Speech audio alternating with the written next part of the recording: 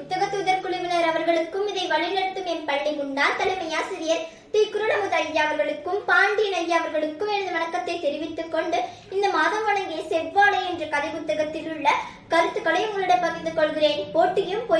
போட்டியும் பொறாமையும் பொய் சிரிப்பும் சூழ்ச்சியும் நிறைந்த இந்த உலகத்தில் நீ நிமிர்ந்த நடையுடன் நடக்க வேண்டும் என்றால் கல்வி என்ற ஒரு ஆயுதத்தை கைப்பற்றிக்கொள் என்று கூறிய அறிஞர் அண்ணாவின் கூற்றுக்கு நாம் பின்பற்றுவதற்காக இந்த புத்தக தூதர் குழு நமக்கு வழிகாட்டியாக திகழ்கிறது. இப்படி புகழ்பெற்ற பேரறிஞர் அண்ணா எழுதிய சிறுகதையான செவ்வாழையை பற்றி உங்களிடம் பகிர்ந்து கொள்கிறேன். செங்கோடன் குப்பி இவர்கள் ஏழை விவசாயி. இவர்களுக்கு 4 பிள்ளைகள். மூத்த பையன் பேர் கரியன், மகள் பேரு காமாட்சி, 3வது பையன் பேர் முத்து. இவர்களுக்கு உலகமே செவ்வாழை தான். ஆமாங்க, மலர்களிடம் மங்கையர்களுக்கும் தேனிட வண்டுகளுக்கும் ஏற்படும் பிரியமே போல இந்த செங்கோட்டன் குடும்பத்துக்கும் செவ்வாழை மேல அவ்வளவு பாசம் இருந்துச்சாமா. செவ்வாழை கன்று வளர வளர தான் குடும்பத்துல ஆவலும் ஆர்வமும் வளர்ந்துகிட்டே இருந்துச்சாமா. இப்படியே சில நாட்கள் போக போக பண்ணையர் பரந்தாமர் மருமகள் முத்து விஜயோட பிறந்த நாளாமா. அதுக்காக அவங்க அம்பிகை கோவிலுக்கு போய் அபிஷேக ஆராதனை பண்ணத்துக்கு போறாங்க. ஐயர்கிட்ட தேவையான பொருட்கள்லாம் சொல்லுங்க அப்படின்னு சொல்லியிருக்கிறாங்களாமா.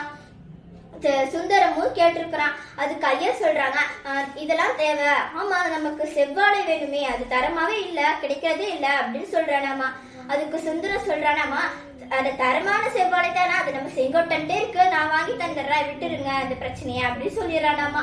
சரி, சுந்தரமும் வந்துட்டு செங்கோட்டன் வீட்டுக்கு போறான். ஆனா செங்கோட்டன் வழியிலே கிடைச்சிடறான். செங்கோட்டன் போய் கேட்டிருக்கிறான் சுந்தரம், செங்கோட்டன் இந்த நம்ம பண்ணையர் வீட்டு பரந்தாம இருக்கிறா இல்லையா, அவங்களுடைய மருமகள் முத்து விஜயாவுக்கு பிறந்த நாளமா. 2 சீப்பு வந்து செவ்வாழை வாழைப்பழம் கொடுத்தறியா அப்படின்னு கேக்குறாங்க.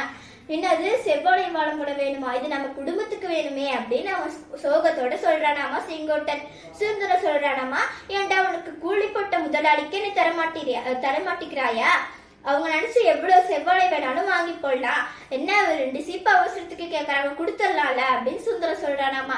செங்கோடனும் வந்துட்டு சரி நான் கொடுக்குறேன், வீட்டுக்கு வாங்க அப்படின்னு வீட்டுக்கு கூப்பிட்டு போறான்.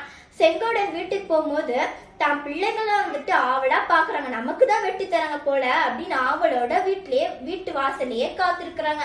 செங்கோடன் வந்துட்டு கொல்லபுரத்துக்கு போய் செவ்வாழை தாரை விட்டுட்டு வந்தா கரியன் கேக்குறா, அப்பா அந்த செவ்வாழை தார கீழே வைங்கப்பா, நான் தொட்டு பாக்கணும்னு ஆசையா இருக்கு அப்படின்னு சொல்றானாமா. செங்கோட்டன் சொல்றான், இல்லடா கண்ணு, இது நமக்கு இல்ல, நம்ம பண்ணையர் பரந்தாமர் மருமகள் முத்து விஜயாவுக்கு பிறந்த நாளாமா, அவங்க அபிஷேக ஆராதனைக்கு கேட்டிருக்காங்க, நம்ம கொடுத்துடலாம் அப்படின்னு சொல்றானாமா. இப்பா எங்களுக்கு வேணுமே அப்படின்னு கரியன் கெஞ்சி கேக்குறானாமா. செங்கோட்டன் சொல்றான், இன்னும் 1 மாசத்திலே பக்கத்து கன்றுல வந்துரும், நான் உனக்கு தந்துடுறேன் அப்படின்னு சொல்றானாமா. செங்கோட்டன் சொல்லிட்டு அந்த தாரையும் எடுத்துட்டு போயிடறானாமா. அவங்க குழந்தைங்களும் கரியனும் அழுந்துகிட்டே இருக்கிறாங்க. குப்பி வந்து சொல்றான், அழுகாதீங்கடா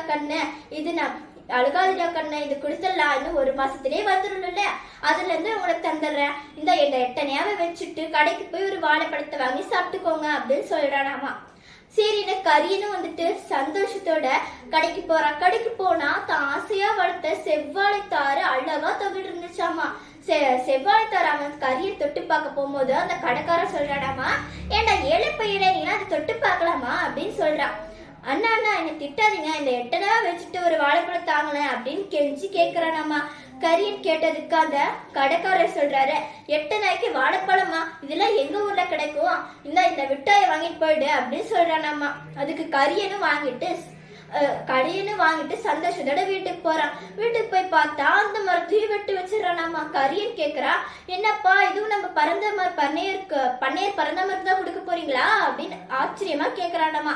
இல்லடா கண்ணு, இது அவங்களுக்கு இல்ல, நம்ம பார்வதி பாட்டி 2 போயிட்டாங்களாமா, அவங்க பாடையில கட்டுறதுக்காக கேட்டிருக்கிறாங்க, கொடுத்துடலாம் அப்படின்னு சொல்லிட்டு செங்கோடனும் குப்பியும் கரியன் கிட்ட சொல்லிட்டு இருக்கிறாங்கம்மா. சொல்லிட்டு அந்த தாரையும் எடுத்துட்டு போயிடுறாங்க. கரியன் மொத்த குழந்தைங்களும் அழுந்துகிட்டே இருக்கும்போது கரியன் சொல்றான், தான் அந்த செவ்வாழை கன்ற பெருமையா தான் நண்பர்கள் கிட்ட சொல்றா, பார்வதி பாட்டி பாடையில போயிட்டு இருக்கிற செவ்வாழையும் எங்களோடதுதான், கடையில இருக்கிற செவ்வாழையும் எங்களோடதுதான். ஏன் பண்ணையர் விட்டு பரந்தாமன் மருமகள் முத்து விஜயா அபிஷேக ஆராதனைக்கு எடுத்துட்டு போற செவ்வாழையும் எங்களோடதுதான் அப்படின்னு அவன் தன் நண்பர்கள் கிட்ட பெருமையா அந்த செவ்வாழை பற்றி சொல்றானாமா. இந்த கதையில இருந்து நான் என்ன தெரிஞ்சுக்கிட்டேன்னா, இல்லாதவர்களுக்கு இருப்பவர் கொடுத்து விடுவதுன்னு நல்ல பண்புகளை நான் இதுல இருந்து தெரிஞ்சுக்கிட்டேன். முதலாளித்துவத்தை உணர்த்துவதோடு உழைப்பவர்களுக்கு உழைப்புக்கு ஏற்ற அங்கீகாரம் கிடைக்காததை இக்கதை மிக அருமையாக உணர்த்துகிறது. இவ்வளவு நேரம் என்னுடைய கதையை நீங்கள் எல்லாம் கேட்டிருப்பீங்க. கேட்டிருக்கிறவங்களுக்காக ஒரு கேள்வி. என்ன கேள்வின்னு பாக்குறீங்களா? இந்த 4வது குழந்தை பேர் என்னன்னு சொல்லுங்க பாக்கலாம்.